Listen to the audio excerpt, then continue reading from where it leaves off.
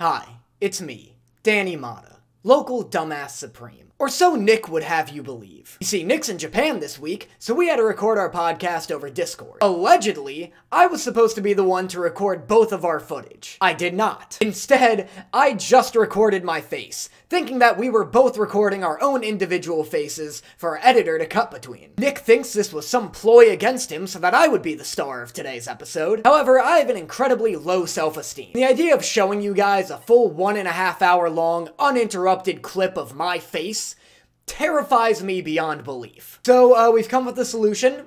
You'll see it, obviously, as the podcast begins. Just know, this is Nick's fault, and not mine, and I can say that, because I'm the one recording the intro. Besides, who wants to see that guy anyway? I mean, come on, this is what you're coming for. So please enjoy the podcast. Can I just say, to open off today's very, very special episode, you look wet. Oh wow, thanks, waiter. Yeah, the first thing I saw when you hopped into the call. What the fuck? Why do you look wet? We've been in this call for like a long time, for like a half hour, and you're just sitting on that information. I'm not just gonna drop that one offline. You know we're about to record. I have time to dry off, you asshole. Like. I didn't know. I didn't know if you had just gotten out of the shower, or if today was an extra greasy day. You're just sitting there like, this greasy bastard doesn't know what's about to fucking hit him. Nice. Look. I'm glad I get to be self-conscious about this now, the rest of the podcast. You look slightly wet today. I have missed you, by the way. I've missed your face. Wow, yeah, my wet, sopping face. Your wet sopping face. Okay, I have missed you. Now I gotta clarify. I'm not wet. I do, so, here's what happened. I accidentally made the mistake of one time putting like hand lotion on my face, and so now I've got the acne of like a 13-year-old. So this was a recent thing. This was like a week ago, but okay, good. It connects because I am now on this like new like facial care regimen that my friend from college has put me on, and I'm still, I guess, figuring out the doses of moisturizer. I think the problem is I'm overly moisturized right now, and my hair is just naturally so you are looks wet. like this. So I'm correct in saying you are wetter than usual. I hate this opening. I don't want to do this podcast anymore. You are more striking wetness. You were under moisturized, and now you're over moisturized. Yeah. Listen, I wish I had that problem. I've been like flaking off like an 80-year-old. I'm for those of you who are confused by currently what the situation is. I'm in Tokyo, doing a little bit of work here, meeting with Toei and Bandai and Viz and Sueisha, talking manga, talking Boruto, Naruto Top 99. Doing a lot of anime-based stuff, also just enjoying some family time and all of that, so it's been fun. But I am currently residing in Ginza in Tokyo right now, so that's why me and Danny are in different rooms entirely, about 4,000 miles from each other. But so it's incredibly dry in Tokyo, and yesterday I was buying a t-shirt. My mom was like, oh, because I was at this Loewe, is this designer brand, and they're doing a Howl's Moving Castle collaboration, and there's a t-shirt there that's $500, and I bought it, but it's a tax write-off. Oh my god! And oh my god! like, $500. $500 for a t-shirt, but it's arguably a sick t-shirt. What is arguably a sick? It better objectively be a sick t-shirt for that price. Yeah, show it. If it wasn't packed deep, and I mean deep into my suitcase right now, I would show it off. But it's this. I mean, Stank can pull it up. It's this black t-shirt. And it says Loewe on it. I don't know if I'm saying that correctly. Some designer snob's probably gonna yell at me, like, that's not how it's pronounced. But it's a pocket tee with calcifer. So when you pull down the pocket, it's like a blue fire calcifer when he's like out of oxygen, and he's like about to die. It's like that guy on a black tee. It's adorable. And also in Japan, I got 10% off because you don't have to pay taxes here. So it was only like $400. So at the end of the day, it was basically $400. Yeah, it was basically free at the end of the day. If it means anything to you, there was a $10,000 sweatshirt there that I didn't buy, so. Well, you're really coming out looking like the hero in this podcast. Right out the gate, you're like, how's it going, you wet bitch? Let me tell you about the money I spent today. Let me tell you about this solid gold shirt I made. You broke wet slug, man. I'm also wearing a Gucci watch I bought like 2 days ago, so. Oh my god, we're gonna We're gonna leave that one off the camera. We're the people's podcast here. We're the everyman's podcast. What's the one? Are we the bourgeoisie? No, we're the proletariat. That's what we are. I have no idea. We're a man of the people. But listen, technically, anything I buy here, I can write off as a tax expense. So at the end of the day, it's just it's less taxes for me to pay. So, anyways, hello, welcome to this week's episode of Otakus Anonymous. I'm Nick, NC number 23. That's Danny. Yeah, this wet, disgusting slug over here is Danny Motta. Yeah, escargot incarnate. Yeah, for those wondering, is Danny Motta. Nick is in Japan right now, and for those wondering about my location, this is what it looks like after I slither on out of my vat of grease. And this is the rock that he lives under. Yeah, and just plop into the stiff gamer chair to marinate. It's so comforting to see you in the same gamer chair that I have. I'm like, oh, he's in my house still. Yeah, still. I just you haven't gone the camera anywhere. No. Yeah. So no, I am in Tokyo, and it's been a series of misadventures already. This is the second time I've been to Tokyo in 2 months. I've spent more time in 2023 here than in LA. And this trip, let me tell you, did not start out hot. Oh no. I was driving to LAX at I think it was 11 a.m. the day I was leaving. Me and Dorothy ate hot pot, like really traditional Chinese hot pot the night before we went. Woke up the next morning, did not agree with me, at all. So we're driving to LAX. It hits me about halfway to LAX. It's still have a half hour, 35 minutes to get to LAX. I'm driving 105 to get to LAX. I kid you not. I am sitting with my neck against the chair. Like this, pinching as hard as I can and jamming. The accelerator might as well have been glued to the floor. I'm going 105 miles an hour to get there. I hope everyone enjoyed that shot POV. Nick fucks you in the mouth right there. Listen, this is why you check into the Tokyo special, baby. Yeah, POV. You blow Nick. Listen. I had somebody, and this is a key example of Nick getting off topic. There was our underwear debate about whether or not you wear underwear around the house. Somebody asked, there's been a lot of very personal questions asked. Somebody was like, hey, if you don't wear are you wearing underwear while you work out? What do you do? I got a lot of are you wearing underwear in this circumstance questions? And I've been doing deep dives into them because, oh my goodness, does it feel great to be on the correct side of history? Even in your TikTok, people were Team Nick. So you are not on the correct side of history. You want to know how many questions I've gotten about where and when I don't wear underwear? None, because people just know underwear's on me 100% of the time. But here's the thing, Danny, you're not living your freest life. I'm living my freest life, and people are acknowledging, they're trying to figure out how free my life is. People already know that you live in a chained-down existence, an existence of discomfort, pain, lack of circulation, lack of swing, lack of sway, lack of breeze. That's fine. That's fine. Oppress me, baby.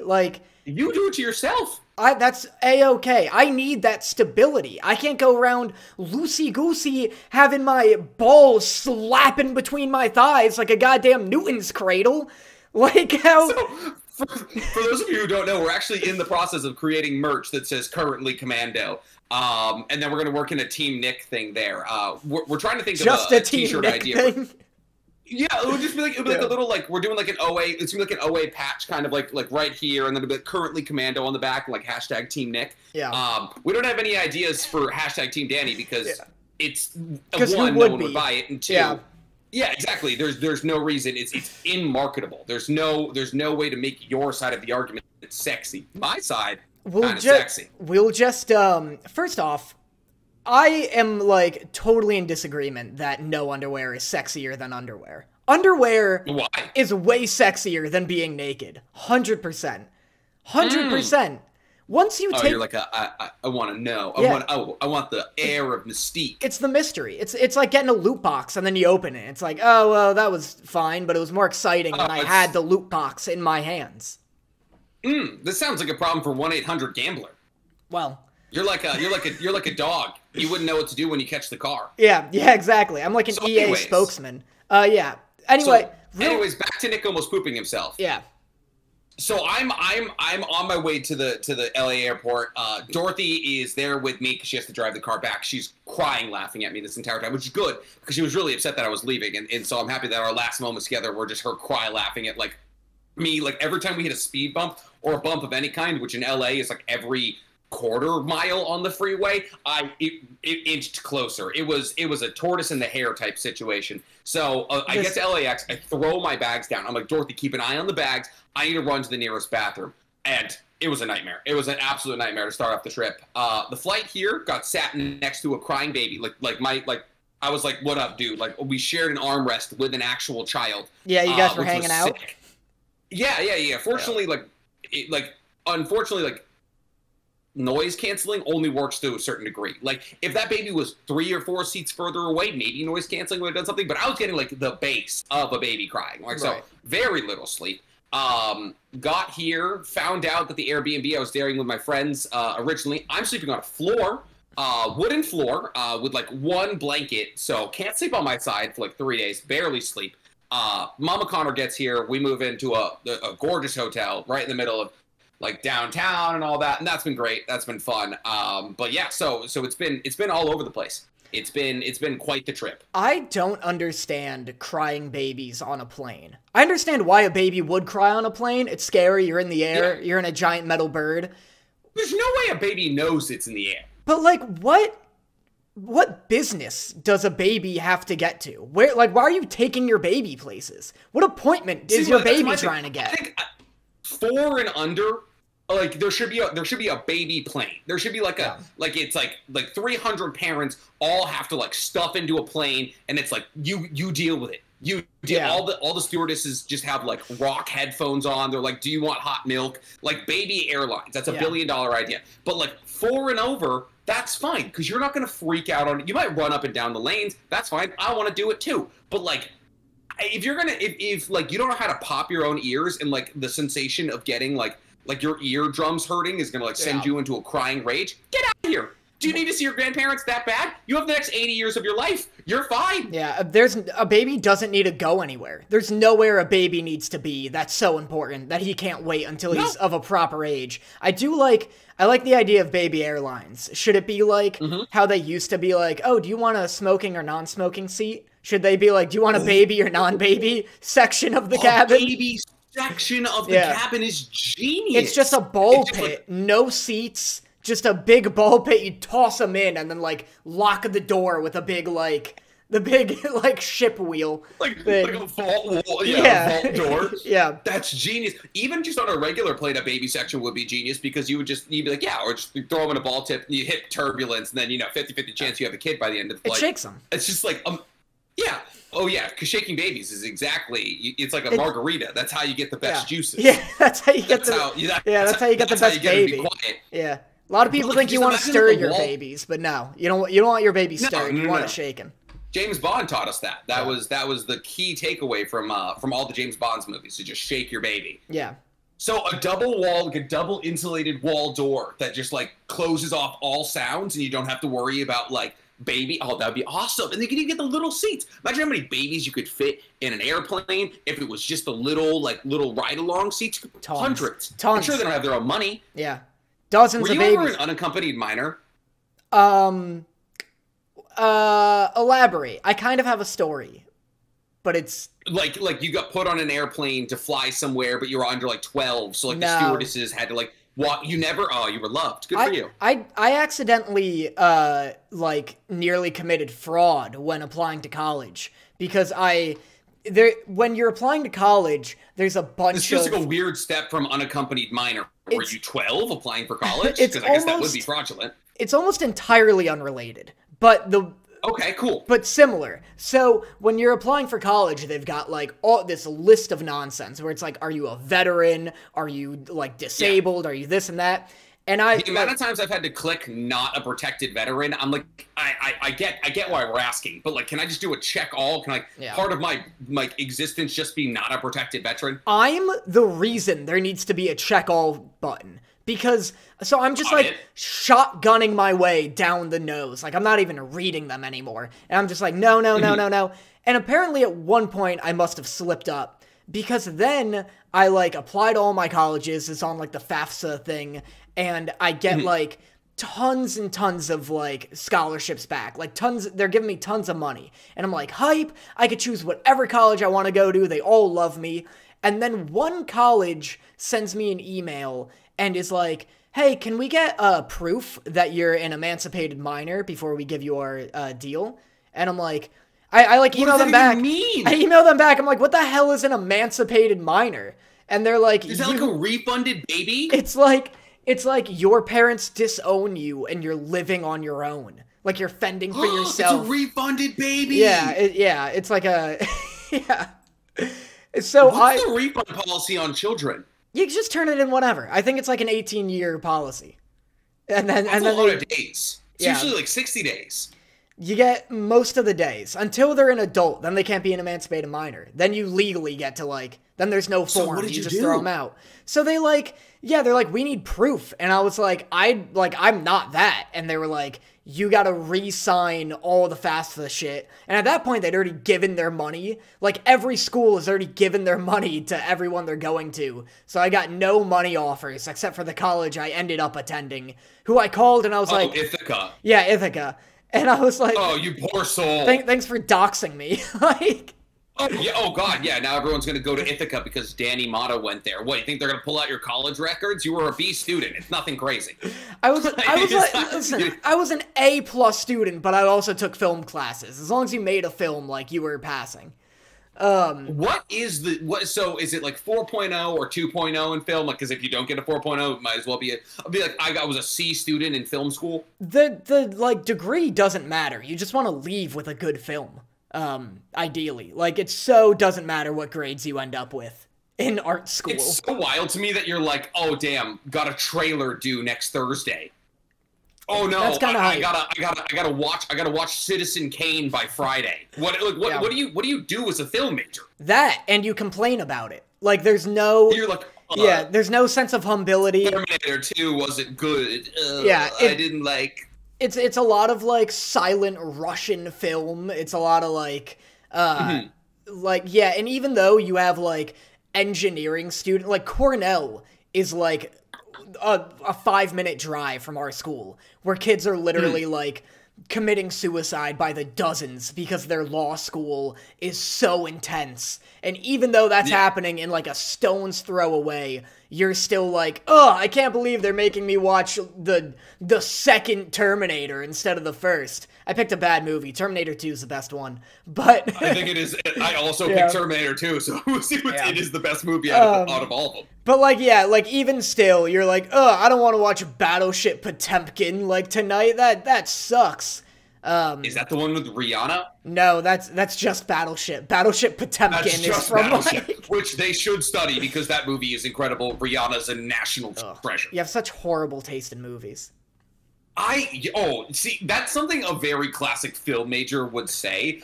I do not have a horrible taste in movies. I have the people's taste in movies, all right? I don't want to watch a silent Russian movie where there's 2 words spoken at the end and they're das bredenya or something stupid like that. They're potent words at the end. I want to watch a Michael Bay thriller about 2 dudes in an ambulance who spent an hour and a half running from a bank. And then in the end, they're... Even your average baby on a plane doesn't like Michael Bay. Like, you're the only person willing to be like, I love Michael Bay. He makes incredible movies. Simply doesn't. The first Transformers, like, pretty good, dope. The Rock is cool. Great. Yep. Bad movies ever since. Armageddon. Yeah. It's easier to train drillers to be astronauts than astronauts to be drillers. Incredible line. Terrible film. They go on an asteroid. Bad Boys. Bad Boys is your example. Tell me a director out there who's got Bad Boys, who's got The Rock, who's got like Ambulance, all these incredible movies. You're just naming the movies you've heard of. Like, these aren't even like... These are wildly entertaining movies. Right. No, I agree. I don't want to watch some Steven Spielberg. I like a lot of stuff. Great director, great movies. Who's the guy who does all the guy who did Star Trek and then Star Wars and he just rips everything off? Yeah, I don't want to watch. Oh, it's a 3-hour. Star Wars 7 is just Star Wars 1. Why? It's the same thing. Why am I, like, if I don't like Michael Bay, I'm a J.J. Abrams simp to you? Like, where did that come from? Like, it's all the same thing. Like, J.J. Abrams is high art. I think J.J. Abrams is, like, more in line with Michael Bay than, like, what I would consider to be, like, better movies. Listen, all I'm saying is you give me an hour and 20-minute action movie with next to no plot and at least 5 explosions every 10. Dude, I don't consider anything under like 100 minutes to be a film. No chance am I watching an hour and 20 movie. If there is a movie under 90 minutes, I do not care what it's about. I'm watching it. If you can get a story in 90 minutes, you're watching an episode of something. No. That's the movie. That's the movie-ication of television. The fact that I now have to like click in. Listen, The Last of Us is very good, but like I have to click in for like House of Dragon. It's an hour and a half or something like that. I'm like, this is a movie. This is not an episode.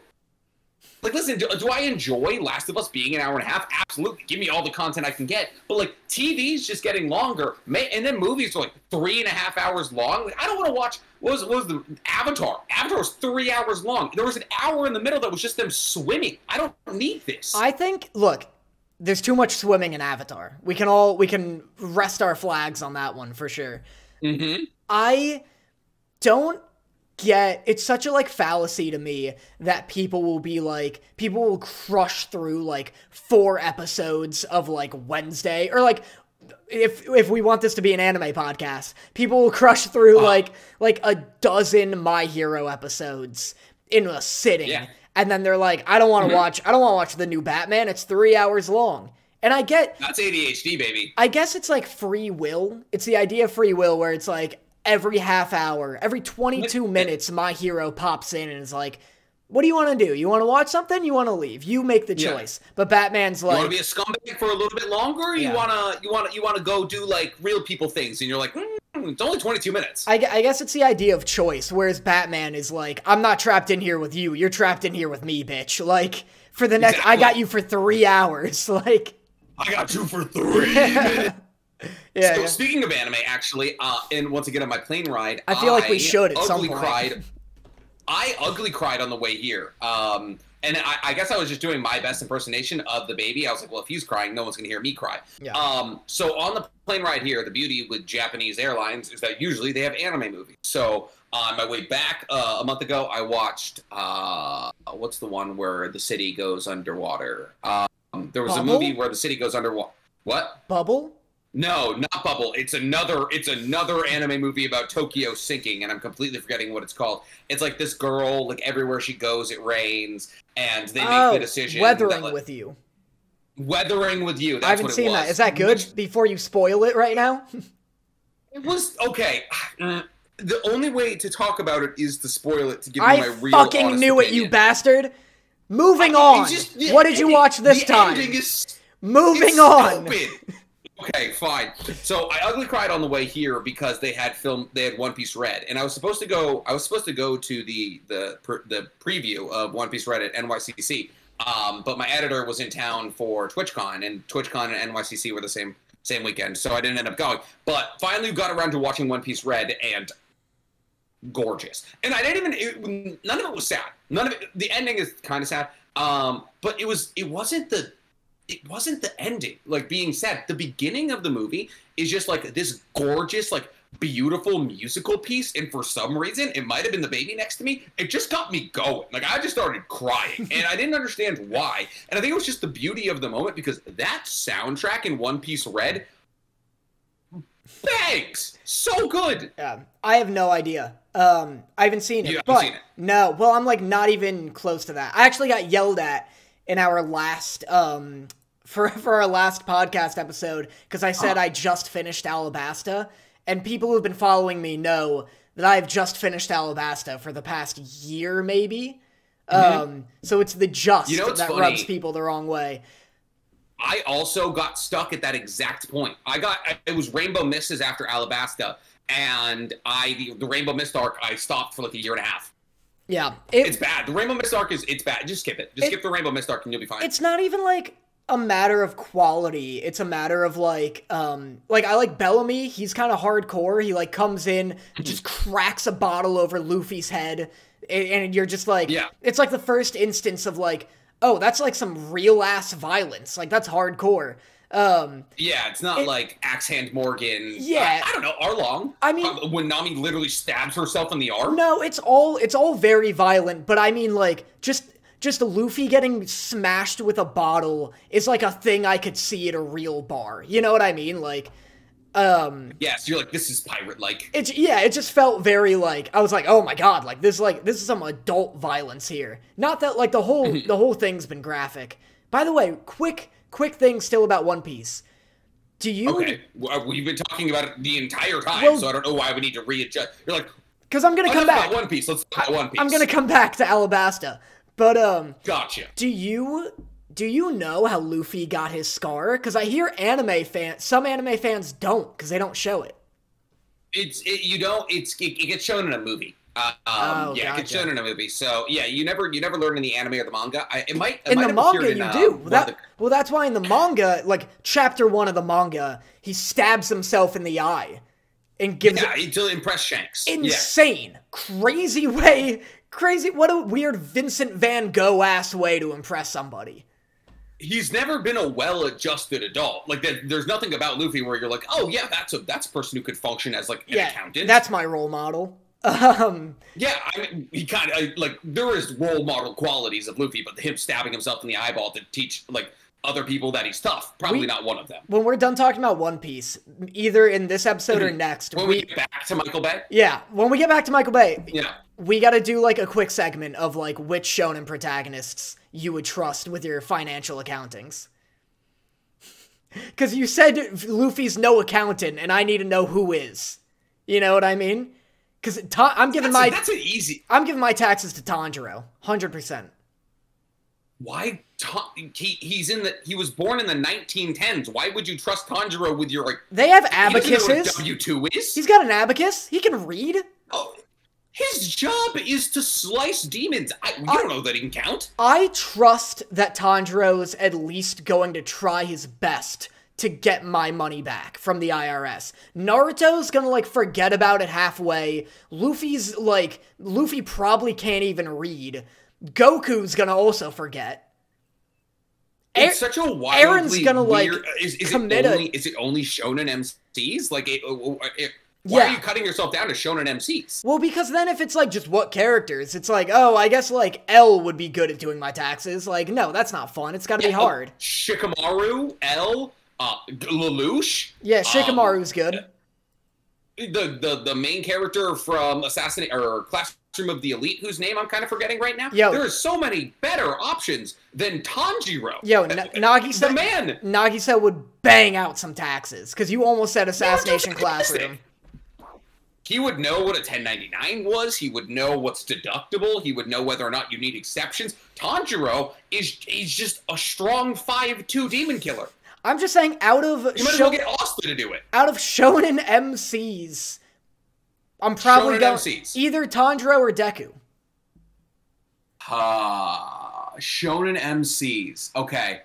Or rivals. You can also throw in a rival.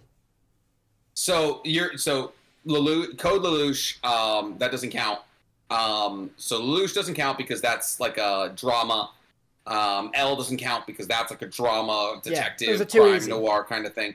Okay. So we're cutting out L. We're cutting out Lelouch. So only shonen MCs. The smartest shonen MC, most well-adjusted shonen MC. I'm probably gonna have to go with probably Deku. Yeah. No, it's probably Deku. I think he lives in a modern era. He's like smart. We always see him doing like his like notepad scribbles and all of that. So I think at the end of the day, I'm probably going with Deku. Look, I don't think anyone's gonna excel at getting their taxes done. I just need them to get done. I think Tanjiro is gonna like at least, after a lot of blood, sweat, and tears, I think Tanjiro at the very least is gonna hand me a final form and be like, you'll get your returns in a month. But Tanjiro would also very much accidentally like embezzle or like completely misreport all of your income. Like he would have no idea what he was doing. Like you're getting absolutely T-boned by the IRS, you realize. I guess so. I guess Deku's the answer. There's no chance he has any of anything going in the right direction. Sure, he will try his hardest, but like You might as well put a Nosuke on it. I think he can figure it out. Nosuke. Why? If he gets prep time, if he gets prep time, he's just a smart, sweet, respectful little boy, and he'll get it done. I don't think Deku knows. Respectful little boy from 1910. Give him an abacus and like a dummy's guide to taxes, and he'll figure it out. You think he's gonna know how to read a dummy's guide for tax? If you're gonna bitch about the fact that he's from the 1910s, then we have to scale down to he can do my taxes via 1910s taxes. 1910s taxes were like, how many pounds of rice did you produce this week? Okay, give me 2 pounds. And I think Tanjiro would do a great job figuring out how much rice I have. You think Tanjiro could interwork the reality of being a content creator? He doesn't. You only earn royalties, which means there's a certain amount of percentage that you have to pay. You have an LLC, which means you have to pay FICA taxes. You think you could explain this to Tanjiro? We gotta scale down all that then too. If we're scaling down to being in 1912, why are you scaling specifically to him? That's why I'm saying you go for Tanjiro or Deku, because he's gonna understand. You earn money as a hero. It's probably royalties. These are the kinds of things Tanjiro would understand. You mean Deku? No, I mean Deku. Yeah. Yeah, you do. I think they're both crying and annoying. Well, if you're bitching about him being from 1910, then we gotta scale down to 1910. I'm no longer a YouTuber. I'm like a raving maniac outside of a church, giving out pamphlets and shit. That's what I'm doing. You're watching samurai fights and just being like, "Whoa! Yeah. Can you guys believe?" Yeah, I guess. Yeah, more accurately, I would like go into like a theater or something or a fight. Yeah, and then I come out and I'm like, man, like fucking the church, more like the hurt, because that was painful to sit through. I don't know why even in doing an impression of myself, I didn't even do my actual like content creator voice. Yeah. Like, because you don't want to. You don't want to acknowledge it. Yeah, I don't want to acknowledge that is me. Guess I would just be like a teacher. You would be like, you'd watch like a samurai fight and you'd come out and be like, how he won? Yeah, like could Zenitsu have won if he did this? Yeah, okay, yeah, I mean, it's storytelling. I can deal with that. So, all right, fine. So, in 1910, taxes, I like the word power scaling, but, like, no. Yeah. I think this is the only way I would acceptable power scaling is, like, how hard would they kiss or how good would they be at your taxes? Yeah. I think we can widely agree that Naruto, that's a terrible choice. I mean, that means he does do a lot of paperwork. Like, being the Hokage is an insane amount of paperwork. What age Naruto, though? It's adult Naruto? We have to take them at the height of their power. Are you kidding me?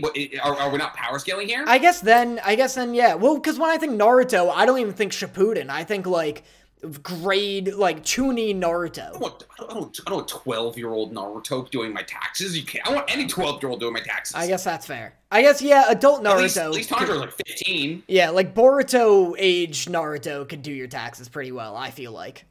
He's a bureaucrat. Honestly, we might be missing somebody here, but he's technically not the MC of Boruto, so I don't know if we could actually use him. You could use like the day he got married, because that's the last day of Naruto that he's the MC. So guys, tell us in the comments below or wherever you want to. Who's doing your taxes? What MC from Shonen would you have do your taxes? Because it's a good question. What were we talking about? Oh, One Piece Red. I know what we were talking about because I made a mental note to wrap back around to it. The reason I haven't from our commenters. I'm trying so hard. The reason I haven't continued past Alabasta is because Alabasta was so, like, right before Alabasta, I think it's Chopper's thing, and I was like, man, like, fuck this snow area, like, I don't want to be here, go back to Arlong Park, and then, like, Chopper's thing, like, tricked me into loving it. Like, by the end, I was hyped about it. Then you get to Alabasta, and I'm like, fuck this sand place. Bring me back to the snow area. And Alabasta... You don't like Alabasta? No. Alabasta was like... I couldn't believe One Piece could get that good. And it was so good, and it was so long, and it was such a crazy, like, it was like a civil war. And I was astonished that at the end, even though everyone tells me it's not even like an eighth of how good One Piece gets, I'm like, I don't even want to, like, take a step further. Like, it was just so good that I don't even, like... I mean... It's, like, exhaustingly good. Alabasta isn't... I don't know. I think Alabasta is one of One Piece's better arcs. I'm not going to sit here and say it's the best arc. I think, personally, my favorite arc is probably Sabaody Archipelago. And then maybe Enies Lobby. I think those are my top two. So, Enies Lobby, like, the One Piece goes on an insane stretch. So, basically, it goes Water 7, which is very good. Enies Lobby, which is very, very good. Sabaody Archipelago, which is very good. And then there's kind of like a middle section where Luffy is training on Amazon Lily that kind of leads into Marineford, and that's like 200 or so episodes in One Piece that you could put up against anything. Yeah. It's like episode like 260 to like 460, I think, is somewhere, maybe all the way to 500 actually. Because there's after Marineford is also an arc, which is fine. So it's like 200 episodes that I would put up against any 200 episodes in anime, because let's be real, there's not a whole lot of competition as far as 200 episodes go. And then after the time skip is kind of mid, honestly. Fishman Island is fine. And then there's... Oh, I forgot Thriller Bark is somewhere in there. After... Thriller Bark is somewhere. I hear whatever, like, the current arc is, like, goes super Wano. hard. Yeah, Wano. Everyone says Wano. But the CG... You know what's funny? Is we were like, CGI is back, like it's so good. We're like, oh my god, Vash and Trigun is making CGI like a good again. Like, we're gonna see CGI be super viable. The week after that, we get some of the worst CGI moments we've seen in anime in a long time. Blue Lock CGI, they're running.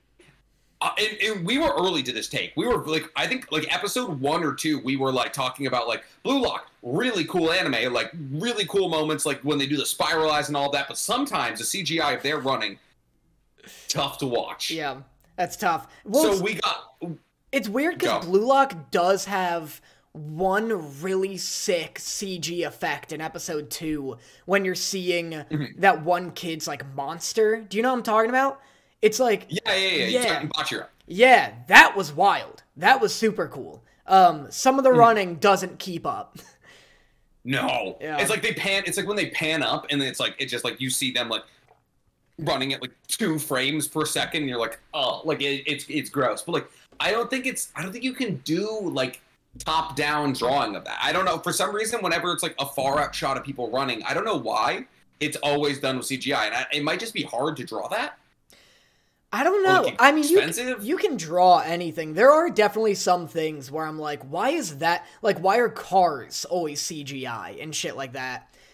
Maybe because movement is tough. I wonder. Like, you would have to, but like cars are solitary objects, so you would just scan. You know. I wonder if it's not that it's hard to draw, but it's easier in CGI. So like a car, rather than like constantly like as it goes by, like changing the different like perspectives of this box, like a box object is so easy to render in CGI, so like they just get this model and drive it past, I guess. But like and that's the thing is like, so like as CGI gets better, like that becomes more viable. So and then there was the running, and then there was One Piece in Wano, like the most recent episode, Kaido's dragon form. It's like, it's funny because people are like, oh, these last 3 episodes of Wano are like the best animation we've ever seen in One Piece. And then I think whatever the most recent episode was, people were like, it was like Kaido's dragon form, and the CGI just looks cheap. And people were like, yeah, they're saving up the budget for like the cooler fights because this is like a lead up to one of the fights and all that. So it's just like,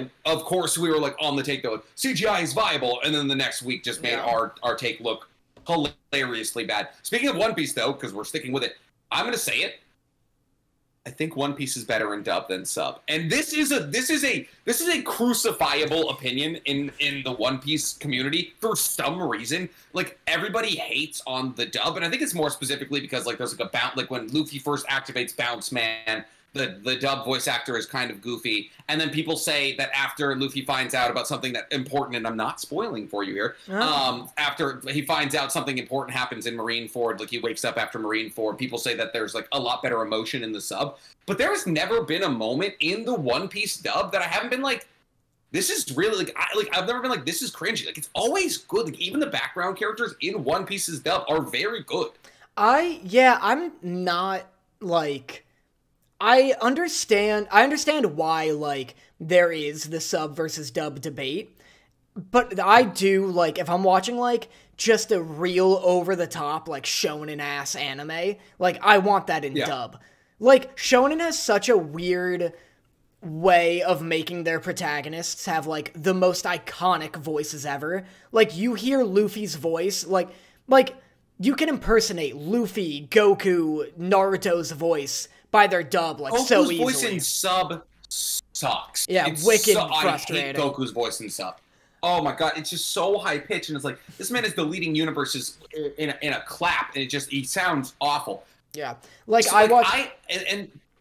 Go ahead. I watch, like, Fire Force in dub, opposed to sub, because, like, Fire Force is not an anime that I need to cry during. Like, I just want, when the fights are happening, to have some real, like, over-the-top, like, iconic-sounding dub-ass, like, shouts. And I feel like you don't get that so much in sub. But with sub, I don't know if a dub could ever make me cry. Like, I don't think I'd love Demon Slayer as much as I do if I watched it in dub. Like, Tanjiro's voice actor crushes it in sub. I've actually only ever watched Demon Slayer in sub, now that I'm thinking about it, because I watch it as animes that I watch as they come out, always sub, because I'm not going to wait for the dub. I've only watched Boruto in sub, I've only watched Demon Slayer, basically JJK, everything, in sub, because I want to see it the second it comes out. But, like, shows that have been out for a while, if dub's an option, I'll usually go for dub. And, like, Luffy's voice actor in One Piece, incredibly talented. Like, Nami, Robin, all of them, like, I love Usopp's voice in One Piece, in dub way more than I like it in sub. Same with Brook. Like, I love Brook. And, like, especially when there's, like, singing. Like, I kind of like listening to the singing in English for some reason. So I have no problem with One Piece's, because the reason I'm saying this is because they only had film read in sub. And so I was like, okay, I guess I'll, like, watch this in sub. It's not a big deal. And while, like, it was cool, like, obviously listening to Uta sing in Japanese was gorgeous. Like, the soundtrack is insanely good. I don't know. I was, like, sitting there and I was like, I kind of wish this was in dub. Yeah. Maybe because I'm 600 episodes in and I'm so familiar with their voices the way that they are. And for those of you who don't know and don't follow me on TikTok, I watch One Piece while I work out, so I can't have it in sub because half the time I'm not facing the TV or I'm benching or something, and it's too much to try and read subtitles while you're, like, benching 150 pounds or something like that. So it's not an option for me to have it in sub. So I guess I maybe just got used to it, but I think it's so viable in dub. Yeah. No, like, it 100% is. And also, there is such a luxury to, like, just listening to a thing, to, like, being able to, like, go on your phone every now and then, which I know is, like, that's such a weird, like, thing to be like, yeah, like, I love this show because I cannot pay attention to it sometimes. Well, listen, for One Piece, that is essential a good amount of the, like, occasionally with One Piece, like, you'd be like, all right, we've been doing this thing for 5 minutes, I need to check out for a second, I'll come back in 3 minutes, they'll still be doing the same thing. No, exactly, it's so nice, like, if I'm gonna, like, rewatch Naruto or something, like, I need to be able to play Hearthstone or something for, like, 75% of it, like, just because of the pacing. And arguably that's Naruto's pacing isn't nearly as bad as One Piece's, but, like, there's obviously filler which you skip on a rewatch. But yeah, no, for any mega shonen, there's going to be moments where you're like, all right, I need to scroll Twitter or Instagram or something or TikTok and like check out of this for a second. Speaking though of reading, I've been, with my time here while I'm traveling and all that, I've been getting into the JJK manga. Nice. Christ. Oh boy. Listen, as somebody who has reread the Hunter x Hunter manga 5 or 6 times, like, I love a fleshed out power system with cool abilities that are convoluted and have restrictions that make them more powerful based off certain things, and putting yourself at risk makes the ability stronger. Does anybody understand this manga? I feel like if you're saying you understand the JJK manga, you are lying. What's the issue? This is my first read through of JJK, but I just finished the Shibuya incident. How far you've read it, right? I've seen the first season of the anime. I haven't read the manga. Oh, so you haven't read the manga at all? No. Oh my god! Well, what's the difference? Oh, the thing is, there's no difference. Right. That's in we're what? I think we're like 63 chapters in. Like the anime is 63 chapters in, and then obviously chapter 0. But once you get further, you get to the Shibuya incident, which is far away. It's probably going to be season 3 because actually no, it might be part of season 2. I'm on chapter like 166 right now. And the power systems, like you learned about Gojo's like 6 eyes, you learn about the infinity, you learn about how he's able to mix red and blue and how the mixing of red and blue works. You get further into the abilities of the special grade curses like Gojo, or Joko and Mahito and Sukuna, and you're like, oh my god. And like their abilities are predicated on whether or not they're putting themselves at risk. Barriers are stronger if you're more visible inside of the barrier, outside the... It is so convoluted, and it's cool because I'm going to sound hypocritical as the man with literally 2 Hunter x Hunter sleeves, but like, it is tough the first read through, and I've heard that what's going on in the manga right now is absolutely insane, but also somehow more complicated, and people are like, we're getting college-level theses on the power systems of JJK and all of that, so like, I am just, I like had like 2 beers, and I was on the train ride back from a bar in Shibuya with a couple of my friends, and I was trying to read the JJK manga, and it was like playing Tarkov. Like, if I ever have any alcohol in my system, I can't play hard video games. Like Elden Ring, Tarkov, Marauders, like those video games. Like, I can hop on Among Us or something and have fun. But like the games where you need to be like totally sentient, I cannot play after having even an ounce of liquor. And it felt like I was going through that. I was like rereading the same passage like 6 times, like it was homework you didn't want to do. It was terrible. Yeah, the anime's like kind of that too, though. Like, it's always been just a bunch of nonsense. And I'm gonna do something I rarely ever do, which is defend Jujutsu Kaisen. Not that it needs it, because everybody loves it. You don't like it. I don't like it. You don't like it? Why don't you like it? Oh God. Well, it's not even that I don't. Let's die on this hill. It's not even that I don't like it. We've talked about it a bit, and I got a comment. Do you remember like a couple episodes ago? I just talked about how I got a bunch of flack for saying Jujutsu Kaisen is pervy. Like, I like offhandedly, in one of my videos, I offhandedly said that Jujutsu Kaisen is pervy. But not even like... Yeah, we had to talk about it. Yeah, I just mentioned I don't agree with the take, but we had to talk about it, yeah. Oh, shut up. I just like, offhandedly mentioned it. It's wrong. It's not wrong. It's absolutely not wrong. And then I got a comment in that, like, podcast episode where a guy was like, chill out, Danny. Like, Jujutsu Kaisen has 2 groping scenes in it. That's not pervy. How many groping scenes do you need in a 24-episode span before you're considered pervy? 2, that's a 1 grope per 12-episode radius. Which is only 1 per season. That's one per regular anime season, 12 episodes. It's not that bad. Listen, any gropes is like a big tick on the pervy scale. There's so many shows that have no gropes. Says the man who has Food Wars content locked behind a Patreon. I got out of it.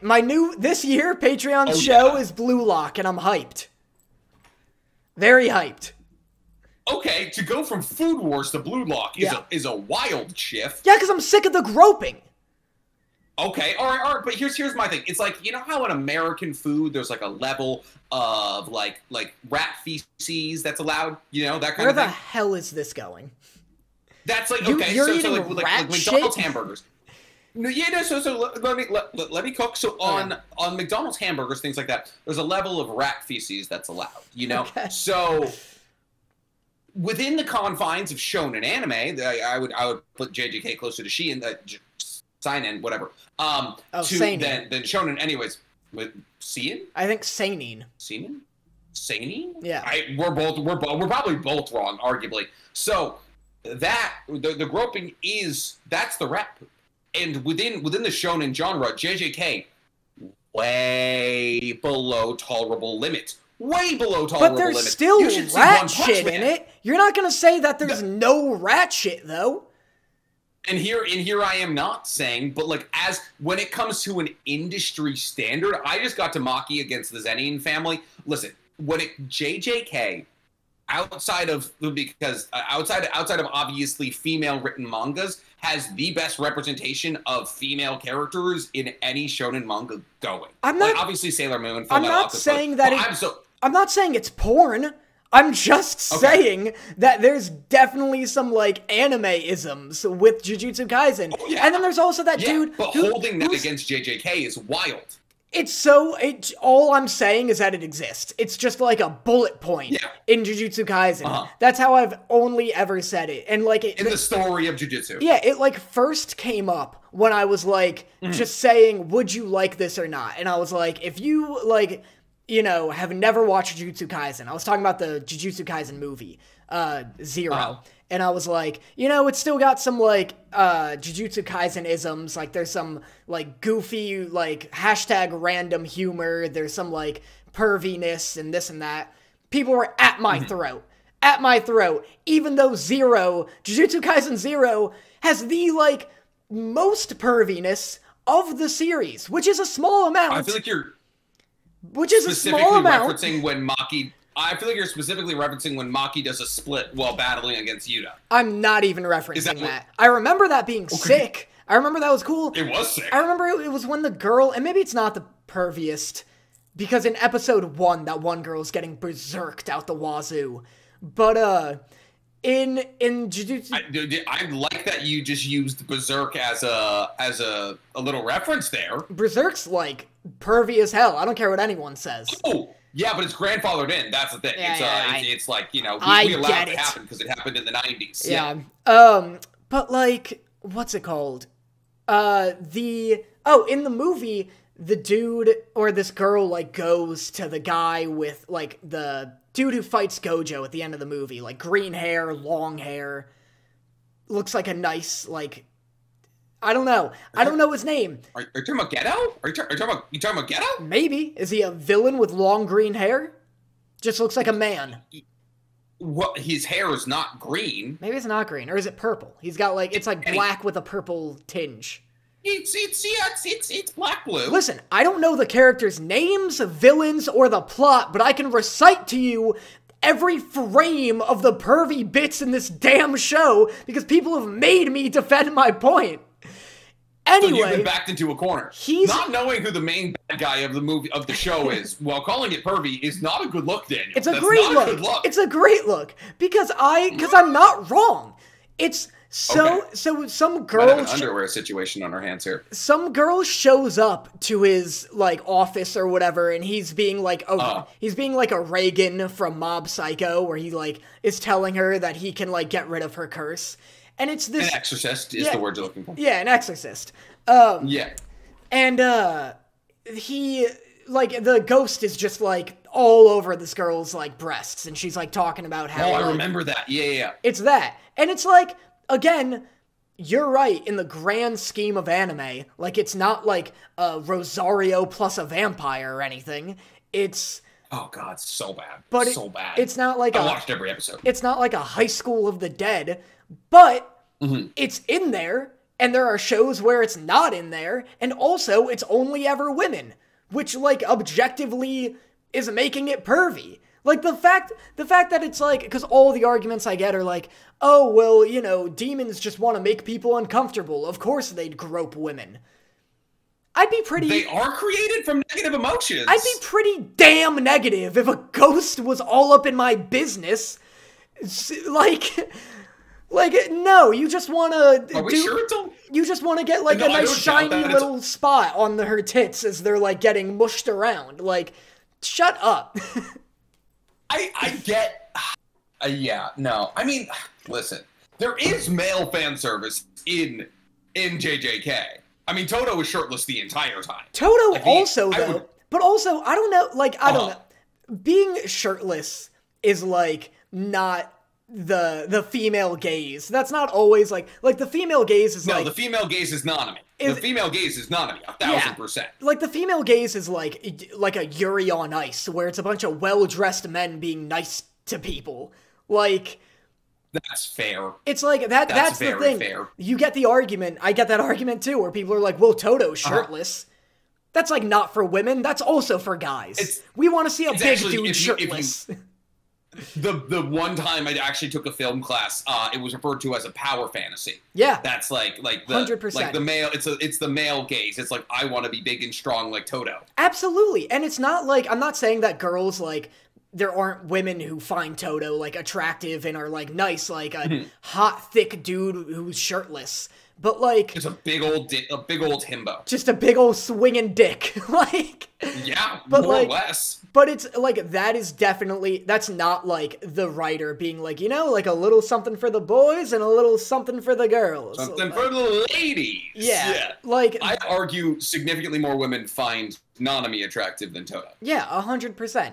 But and don't even get me started on Gojo. You know what I mean? But Gojo is unanimous. That doesn't swing one. I mean, I also find Nanami incredibly attractive. But Gojo, I agree. Gojo's like the female gaze, where he looks like a K-pop soft boy with like the beautiful eyes, and he's quirky and silly. Like that, I would agree with. But like, he's goofy. He's goofy. He's just a goofy goof. But he's just a little goofball, like you. But here's the thing. I don't even hate Jujutsu Kaisen. But one of my most toxic traits, and this is the same with God of War. Doubling down. It's doubling down. Let me tell you, it's doubling down. It's doubling down. I'll put out a thing where I'm like, yeah, like Jujutsu Kaisen was fine, like a nice solid 7 out of 10. And then people are like, you should fucking die. And I'm like, well, this show sucks. Like Like that was me with MHA for so long. I was like, oh yeah, I was like, I feel like MHA's women could be better written, and they were like, you like Naruto, and I was like, I never said Naruto's, and I got like attacked. It was just like so many women being like, oh well, blah blah blah blah blah, and it's just like, well, this is like a fan of Naruto, and I was like, I'm asking for better from the industry as a whole, and for a while I just went nuclear on MHA fans. I was like, you know what, your show sucked. You suck. I hate Deku's stupid little face. I can't wait until the day that Bakugo finally kicks it. Like I was going in on people, and then I started reading the manga, and I was like, I actually do like this. So yeah. I know when to give in. I don't know that you do.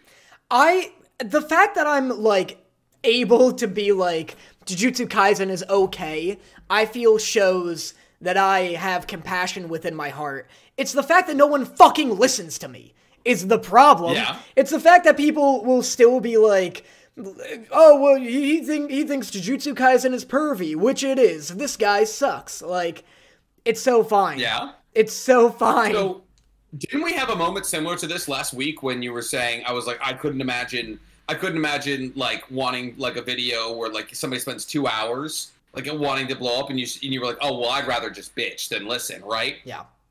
So, kind of the same thing. I get it. Kind of people. I get that I'm the problem. Yeah. Like, are you? Well, it's also so just doubling down. Yeah. It's also just that like when you're a content creator, I'll get like I got like hundreds of comments on that video not telling me I'm like a dumb little bitch, but like the 6 that tell me I am, each one makes me angrier than the previous. And so then by the end of it, I'm like, by the end of it, I'm like scorched earth. Yeah, you're like 98. It's like on YouTube, like 90. You have like 99% like rate, and there's like 6 dislikes, and you're like, yeah. Like, who dislikes a YouTube video explaining the powers of the Sharingan? You're like, what did I do? What did I do wrong? Oh my god, it's so aggravating. I completely understand where you're coming from, because I get hundreds of dislikes. I get thousands of likes, but I get like 100 to like 50 to 100 dislikes on most of my YouTube videos. I'm like, this was a video about Itachi's life story. Where did I go wrong here? Yeah. Yeah, so you definitely fixate on the one wrong thing. But that's a universal human experience. But since we're focusing on the one wrong thing, I want to focus on the one wrong thing from a little anime I've been watching recently. Okay. I finished Record of Ragnarok. Oh fuck. Speaking of the female gaze, Buddha, goddamn, oh my lord. But that show, the first 6 episodes, they were like, yeah, Hercules versus Jack the Ripper, we're gonna fix our animation, and then the second fight, right back on their own bullshit. Right. Oh my goodness, did they not learn immediately? So I finished out the season, saw the rest of the fight, and yeah, it's bad. It's bad. Still bad? It's one attack. It's frame, it's reaction, and I'm like, I thought, it's just like, it was the proof of concept that they could not do it. Was the first 6 episodes. They were like, we don't have to. It's just we choose. They're like, they were showing us like, we choose to. Like they clearly had a limited budget, and they blew it all in the first fight, which was super aggravating. So yeah, I finished that. In the last fight, Shiva, the god of destruction in Hinduism, is fighting. And they show him like going in fighting all the 1116 gods of Hinduism and defeating them all. In this all, he's fighting against Indra, who's the god of lightning, I think, in Hinduism. And he smokes like he's got a cigarette in his mouth while battling against Shiva. Very hype. Like, why? Well, because it's sick. Because that's dope. It is. Because smoking is cool and more people should do it. Where did Indra get a cigarette? I don't get it. Yeah. That's not something you just bump. There's no smoke shop. There's no packy on the Indian pantheon. It's just cool. How does Captain Smoker fucking fit 2 cigars in his mouth at all times? If you think about it, Captain Smoker smoking is just like him breathing oxygen. His entire body is made of smoke, so it's just like that is actually good for him. Is it? His whole body is smoke? It doesn't turn into smoke? Well, he's got Logia type powers, so kind of, yeah. Like don't use like words you know I don't know. He made of smoke. Yes, his body big smoky. Okay, good. Yeah, his body big smoky, unless touchy water. Oh, unless touchy water. And touchy salt water. Yeah. If smoky body, touchy salt water, back to regular body. Yeah, fizzle. Yeah. Fizzle, exactly. So yeah, that's everything I had for my training arc. Do you want to get into Best Boy? Sure. Do you have a Best Boy this week? I do. My Best Boy is Fire Emblem Engage, which... Another one? Yeah, what are you talking about? Well, yeah, they keep making them. There's more Fire Emblems than Fast and Furious movies. Yeah, I think 14? There's 14 Fire Emblems? I could also just be making up that number, but there's definitely a ton. That is nuts! They're all sick. I know you don't like strategy games. I don't. I simply cannot. This one's cool. This is like, again, I've mentioned this before on the pod, but this is like Fire Emblem's the perfect, like, if you want to, like, get into your, like, L position with your little Nintendo Switch and you feel like you're, like, just manipulating the tides of this war. As I slowly, like... As you slowly... just get that side profile real quick. You just, like, when you fully bring a plan together and just, like, execute it like you're fucking, like, the dude telling SEAL Team 6 what to do, you feel great. Yeah, you're like, we got him. Osama's dead. Yeah. Except it's you playing his... At the end of every mission, you just go like, we got him. Yeah, it feels great. He's down, ladies and gentlemen. I don't remember any of the only characters I know from Fire Emblem are the ones that made it into Smash. So there's don't tell me. There's Marth. If it's gonna hurt, I don't know if we should do this bit. There's Marth. Yeah, there is Marth. There's the red-headed one with fire on his sword. Yeah. What's his name though? That's the thing. What's his name? His name is. It's such a normal name. It's Scary Fire. Scary Fire. Close. Ginger. Hot Ginger. Have you ever seen The Office? His name is Steve Carell. No. It's a character in The Office. Dwayne. The Rock Johnson. No, his name is Roy. Just a very normal man name. Okay, I remember that now, but Roy, Pam's husband, for the first 6 episodes? Name another Roy.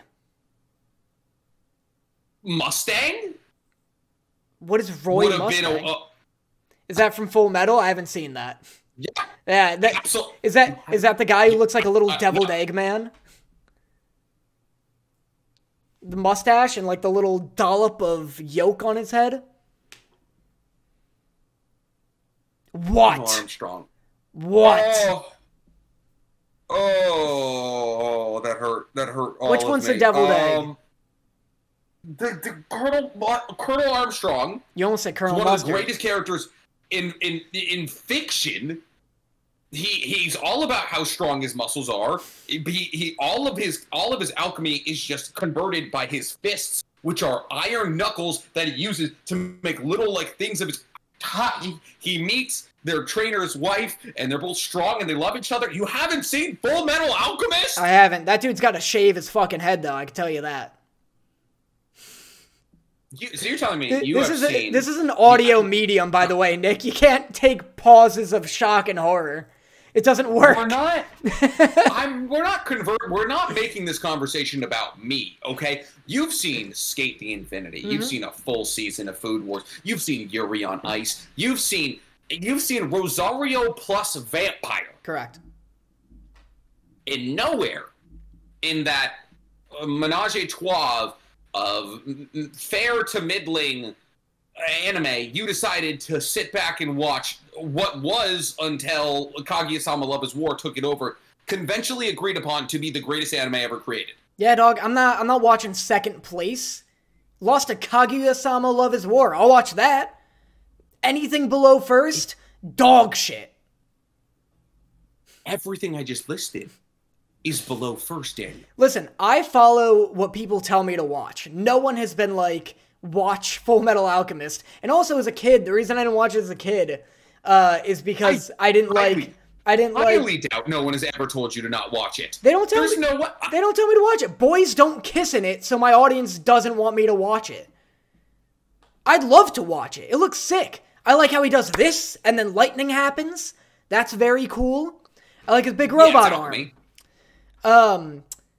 People don't tell me to watch it. People want me to watch Dr. Stone, though. That's high on the list, which seems similar, because science. No boys kissing in Dr. Stone, either. I know, but I'm just telling you. I'd argue Full Metal Alchemist is gayer. It's gayer. It's gayer. I can tell you why. I mean, not Ed and Al, but like, Thank God. Colonel Armstrong and anybody with muscles, he loves. He adores them. Maybe I'll do Full Metal Alchemist after motherfucking what's it called? Yes. After this guy. No, after Bungo Stray Dogs. That is Asta. This is Asta. I know. I was trying to remember the name Bungo Stray Dogs. Yeah, Bungo Stray Dogs is also very, very good. Yeah, you haven't seen it. Stop saying that. That's what I've. You keep tricking me into thinking you've seen it. Stop being like, oh, that one bangs. Bungo Stray Dogs goes so hard. Shut up, you poser. I'm trying to gaslight you, okay? I know.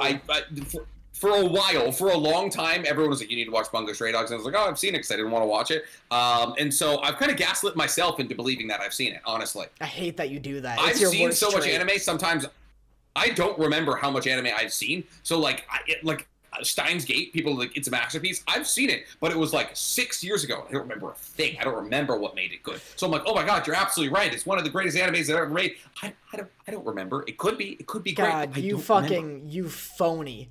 You absolute buffoon. At least I've seen Full Metal Alchemist. Look, I'll watch it next after Bungo Stray Dogs. That'll be my next one, because I do really want to watch it. 5-season show. I'm on season 3 now. Oh, okay. So you're and 4 is out now. 4 like just came out. 4 is coming out as we speak, like every Saturday. So I'm so close to caught up. No, do I watch Full Metal Alchemist or Brotherhood? Like, is Full Metal Alchemist just like you ditch it, or Brotherhood? So what they did was they decided to, like, in the first time, they're like, oh, let's not listen to the manga. That's always fun when people do that. And then, like, they made a story, just like the ending was stupid and all of that. Yeah. And a couple of things were different from the main story. There's some cool little plot points that get introduced, like they try to like flesh out the power system, but it's stupid. So watch Brotherhood. There's a reason they made it's like watching the 90s version of Hunter x Hunter. Right, it was like they deviated from the story. Is Brotherhood, I hear, because everyone says Brotherhood's a masterpiece, like, for sure. The only thing I hear that, like, kind of warns people to try the original is that Brotherhood is kind of like an expedited version of the original. Is that true? That could not be true. I think the original is like 80 episodes, and Brotherhood's like 63. 60, yeah. Yeah, so it might be a little sped up. I don't think there's ever really any point where Brotherhood, I was like, wow, they're skipping like huge chunks of the manga. Like, I don't think it's that expedited. Brotherhood is incredible. Highly recommended. Great story. Fleshes out a fantastic universe in a short amount of time. One of the cooler power systems. Alchemy is dope. Conservation of mass and all of that. I've made a video about it if you want to watch it. Alchemy does seem sick. Like, I love the power system of Full Metal Alchemist. The reason I haven't seen Full Metal Alchemist as a kid, because it was on Adult Swim all the time, and Toonami when I was a kid. Yeah. The reason I haven't seen Full Metal Alchemist is almost stupider than the reason I didn't watch Bleach as a kid. And the reason I didn't watch Full Metal Alchemist is because I hated Al's voice. Like, I didn't understand why this... In English? In English. I didn't understand... The huge suit of metal sounded like a child. Yeah, I, like, couldn't comprehend it. And I know, like, now, I'm like, that's genius. Like, I love it because it's, like, almost, like... adds to the sadness. Like, I've seen the first, like, 3 episodes, so I get the idea, and I like... We have made it to Nina Tucker. I like the idea that it's, like, you have this innocent child's voice coming out of this, like, huge monster of a thing, because it's just a constant visual representation that he has no real childhood. Like, that's sick. Yeah. I didn't watch Bleach as a kid, because it was the show that my sister's boyfriends were watching, and I was like, fuck, like, this guy's way too cool for me, like, this show's way too cool for me to watch. You know what's funny is that's like a very universal story, is that, like, we grew up, like, around when we grew up, like, Naruto was cool, and then the older kids, like, 5 or 6 older than us, watched Bleach. Yeah. And it was like, so, like, if you're, like, that's why, like, the Bleach community fan base is older now. It's, like, 31 to 32 area. Like, that's, like, the Bleach fans. And I don't know, I wonder why, because Bleach isn't more or less serious than Naruto. I know why. Like, I guess Ichigo looks bigger. Like, Ichigo was, like, 16 when the story starts, and Naruto's, like, 12. Yeah, that could definitely be it. But I think the actual reason... is because it was on later. Yeah, because it was on Adult Swim.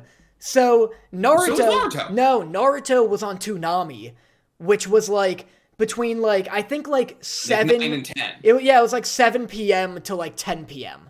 or like 9 or something. And then Adult Swim kicks in at like 9 or 10 p.m. and then that's when Bleach shows up, when everybody's in bed. Or, like, all the kids. And, like, Inuyasha. Yeah, and, like, all the, like, 90s to, like, real early 2000s ones. I remember DBZ was on Toonami, but Adult Swim had, like, Inuyasha had, like, Casshern Sins. Yeah, that's a deep cut. This feels like that other anime that you brought up. Zatch Bell. Zatch Bell. Yeah, this is just I got a lot of support on Zatch Bell. I've never heard anybody talking about this, which is wild. Wild, there's a community of Bellians out there. Oh, what's the fucking... Hold on, I'm gonna be on my phone for a second, because there's an anime somebody keeps telling me and now us to talk about. And it's like... It's like an extension of each other. It's like an Inuyasha type one. Is it the story about Inuyasha's daughter that's currently coming out right now? I don't know. What's that called?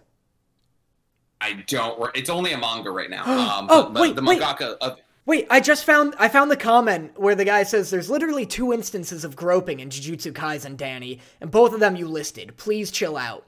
And then I responded, LOL, how many instances do there need to be in a 24 episode long span before it's pervy? And then he replied, and I didn't see this. So here we go. Gotcha. He goes, I won't say the name just in case they don't want me to. But no, let's do it. Let's dox him. Come on. I can't pronounce it. Is the real reason. This guy X, Y, and Z is a pervert. They go. In the context of Jujutsu Kaisen, the one time during the movie was pretty bad. Done. I win the argument. There's a whole rest of the paragraph, but I won there.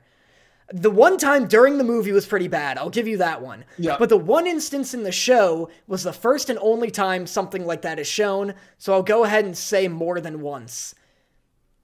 But the one in the first episode, this handsy-ass grope monster is, like, tearing this girl's mammaries apart.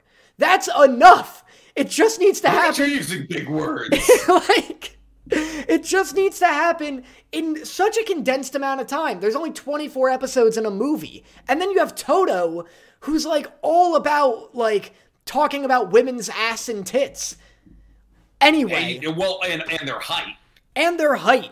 He just wants Jennifer Lawrence. Last thing on Jujutsu Kaisen is that about Toto, I'll get comments being like, oh, Toto's not pervy, he just is talking about the ideal woman that he wants. If somebody comes up to me and is like, what's your ideal woman?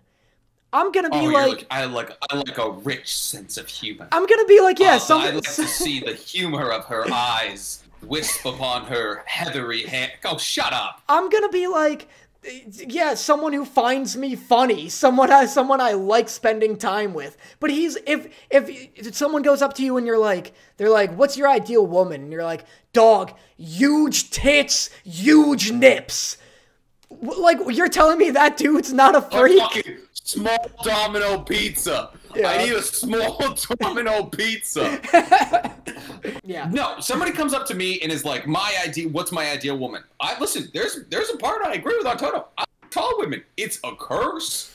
As a 5'7", possibly 5'8" human being, liking women who are 5'9" and up is definitely an uphill battle. But you could say, to a small degree, I'm just nerfing myself. Okay, I'm just making it a little bit harder for myself. I'm playing the game on hard, maybe even expert. All right, you know how funny you have to be to make a woman not realize that she has to look down to kiss you. Okay, you have to be funny. So I'm putting the game on legendary. All right, so listen, I do Toto to a small degree. I do love a tall woman. That's fine. You can love a tall woman. Like I like a nice. I won't continue because I have a girlfriend and I don't want... Your girlfriend is your type. Everything you've explained. You're like, I like just a tiny, the smallest woman. Well, I didn't want to be like, look, I love a 6'2" broad with like a huge ass, and then my girlfriend's 5 feet tall. Like a goddamn handbag. Yeah, but like, I get it, but again, my response to that question isn't like, dog, like, I want a girl ready to spread them. Like, that's a psychotic response. He needs childbearing hips. Yeah, but anyway, do you know what Rurouni Kenshin is? Oh, we're gonna get something like that. You're gonna get absolutely torn in for that one, but I hate to break it. It's like Rurouni Kenshin, right? No, do you know it? No, do you know it, you sick bastard? One of the most famous anime of all time. Yes, I know it, but I'd love to see. Come on, you got it. Let's take the landing. Rurouni? It's Rurouni. Hold on. Before you grill me. It's a middle syllable. How's it spelled? How's it spelled? I think this guy spelled it wrong. Ruronin. Yeah, this guy... I think it's R... This guy fucked me. It's Rurouni. That's not enough, right? I think that's it. Rurouni. Rurouni. Rurouni. It's Rurouni. Fuck. Rurouni Kenshin. Yes, Rurouni Kenshin. Okay. Yes, it is. One of the most famous samurai anime of all time, Rurouni Kenshin. Also written by a very bad man, though. Oh, shit. Was found with like 2 terabytes of CP. So, oh, no. And it's coming back. So that's fun. That's yeah. So wow. people are still supporting him, which is good. What about Rurouni Kenshin? Ochala briefed. Wait. Kauf? Stop making me read, you fuckers. Are you having a stroke? This guy comments, please talk about Rurouni Kenshin. That's all. Are we getting into our love letters here? That's all I wanted to say. I guess so. Well, because I was looking for it. I just wanted to talk about... That's not even a love letter. It was just a comment on the video. I'm sorry, everybody. I'm just sorry. Do you smell burning toast? What's going on? I'm just sorry. I'm just gonna recede into a better persona.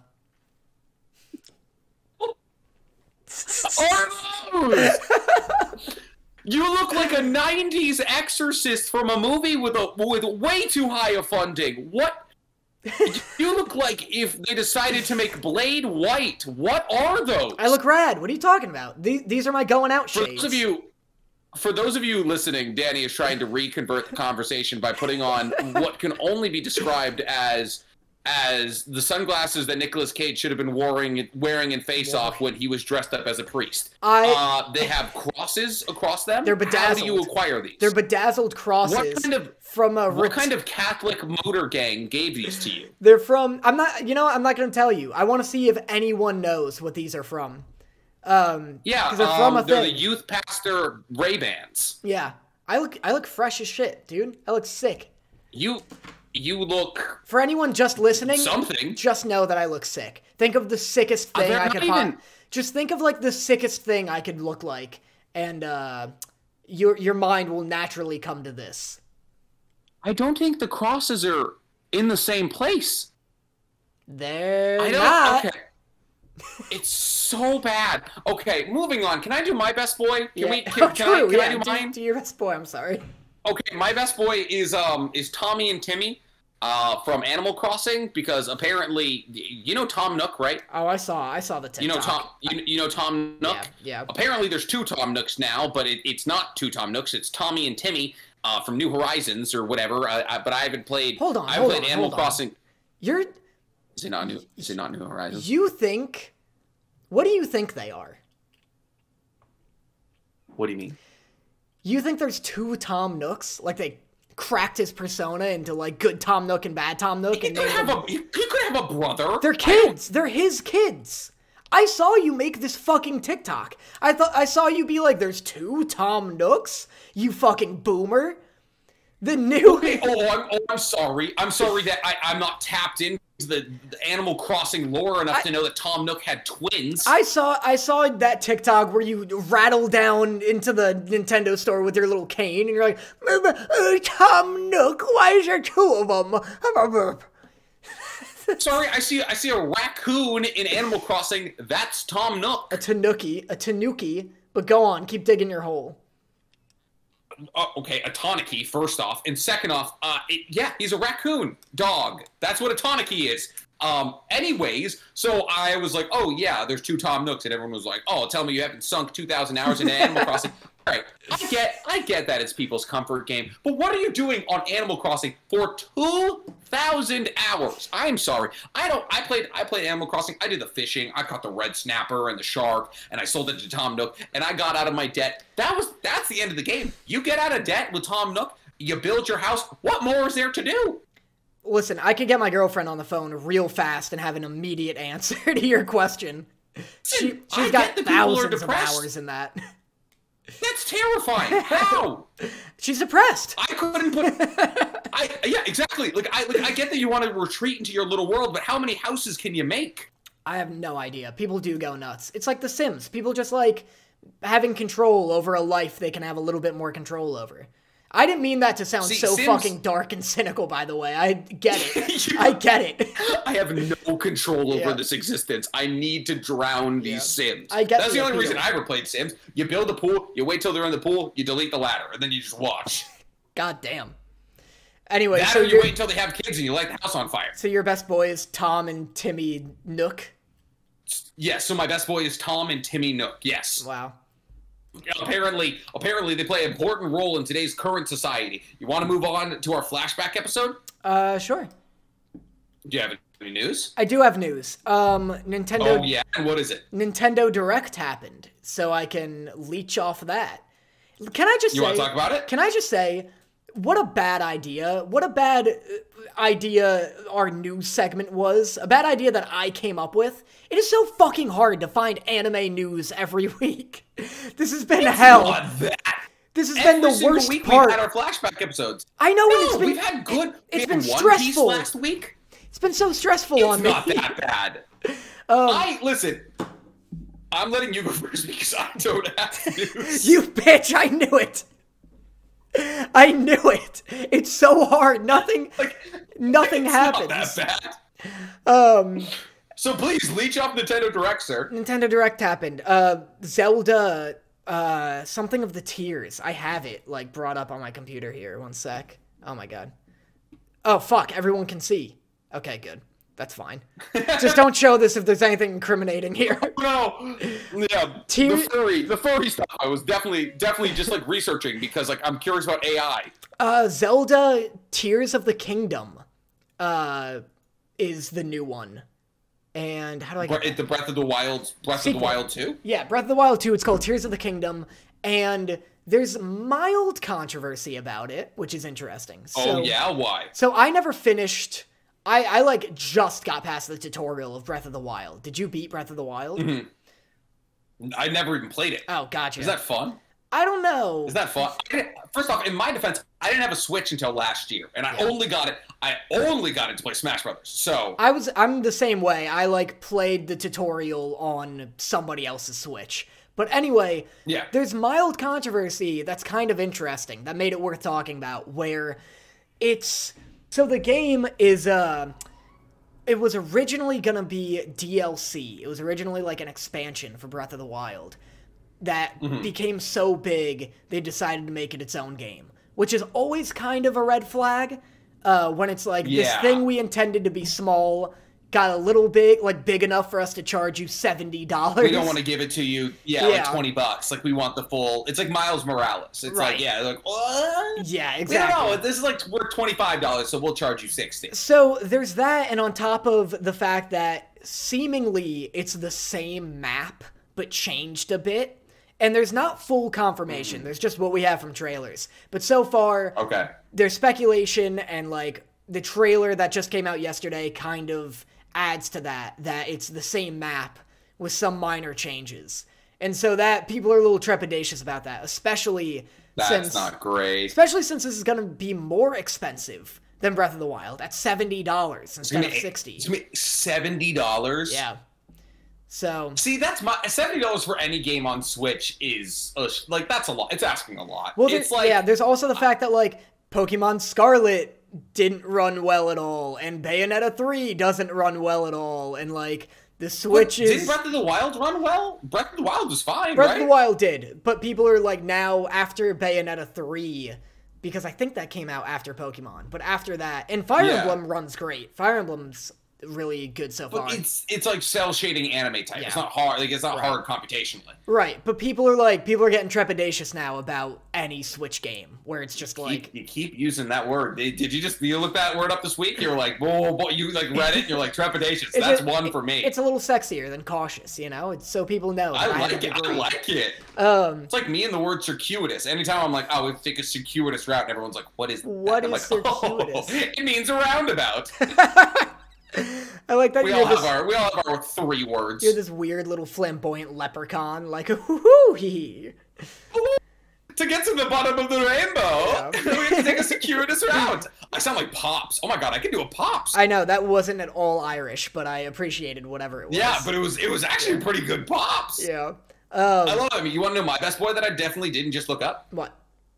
You mean your news? AOT is coming to Fortnite. Oh, nice. Attack on Titan is coming to Fortnite, which is listen. Fortnite is an anime game now. I don't care what anybody says. Yeah. I don't care what anybody says. Listen, Fortnite has, I think, all at once right now. It has the Smash. I think it's a Delaware Smash from Deku. Detroit. It also has the Kamehameha Wave. There was the kunais that came from Naruto, and now we're getting an Attack on Titan, which is crazy. It seems like every time a big anime is coming out, it's like coming through the mediums of Fortnite, which is it's honestly such good. It's such good advertising because as you do this, and like people look, oh, it's gonna be everybody like, oh, the Colossal Titan, you mean that thing from Fortnite? It's never gonna happen. And my take on all of this is, if it gets even one person into Attack on Titan or Naruto or MHA or Dragon Ball, that's a win.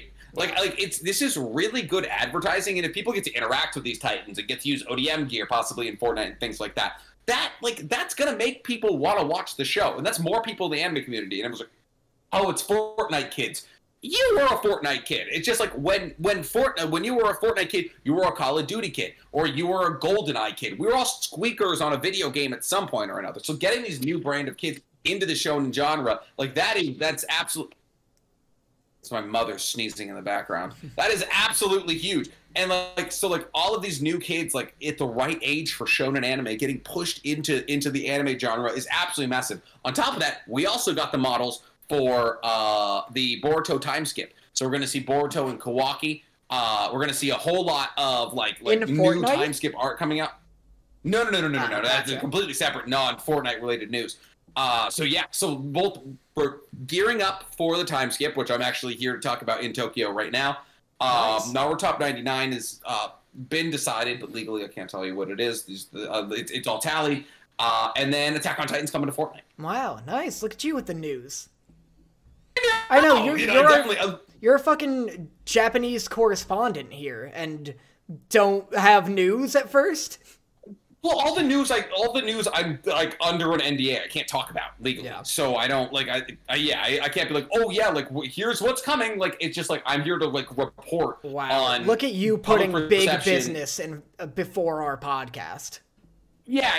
Listen, I'm gonna come like once I'm home, we're gonna chat. We're gonna talk about everything that I talked about here, but like in like vague terms, you know, like legal, like not legally binding terms. Right. And so I'll be back on the 18th, which means, oh no. Wait, no, yeah, we're gonna have to do one more. We have one more podcast remote, and then the one after that. So 2 podcasts from now, we're gonna do a big reveal on everything so if you're interested in Naruto and Boruto, and stuff heading in that regards, then I got big news for you in 2 weeks. Oh boy, very cool. All right. Letters. Love letters. Yeah. I don't have them ready. All right, let's wait. We have to wait to pull them up. We have to pull them up here. So we'll have Stank delete all this. Oh, there was a German one that I liked. Oh, you wanted that one? Yeah. Okay. All right. I want to do. No, let's do the anime foods one and then the German one. Those will be our 2. Okay. You go first then. All right. So love letters. First, we have what anime foods would you want to eat, which is a really good question because anime food always looks really good, and this is a great segue to talk about Food Wars again. But if I'm being real, the number 1 anime food that I would want to eat is either the food that Spirited Away, her parents eat in the beginning, that turns them into pigs. I don't even care if I got turned into a pig. I like that meal. Like there was all that food looked delicious. Yeah. Like you get turned into a pig at the end of the meal. Do you take that chance? Yeah. No, I like you completely like usurped whatever I was gonna say. Like that's my answer now. Like that is delicious looking food, and the fact they turn into a pig is like what I'm like, oh damn, that must be good. Like you're becoming a goddamn hog over this feast. Over this food? Like that like it's like what the food does to people in Food Wars amplified. Yeah. Like, oh, you're getting groped by a squid. Imagine the food's so good it changes you. Yeah. Not even just like what happens mentally to you. Like you just turn into a hog. And then second, the breakfast Howl cooks for Sophia and everybody. That's just like bacon and eggs. It's literally bacon and eggs. You can't tell me when he's cracking like those 5 eggs and that bacon into the skillet and he's throwing the shells into Cal's mouth. That looks like the best breakfast ever. That bacon and eggs looks extraordinary. You want the chef. I think the food you want to try is Howl. It's just bacon and eggs. Just because he cracks it sexy doesn't mean it tastes any better. Let's not act like any of the food on this list we're going to talk about here is not just food from the real world. Dog, strap in. Because... Okay, here I am, strapped. As you know, fucking buckle in, dog. Because as you know, I just finished season 1 of Food Wars. And so, this isn't my answer, but I wanted to throw in a fun, like, silly... oh my god, I've been so loud. My poor roommates. I wanted to... Who cares? I wanted to throw in a fun... It's not like you don't record screaming content in there every day. I know. They know what I'm about. Yeah, you're not a quiet roommate. You're the worst one. I know.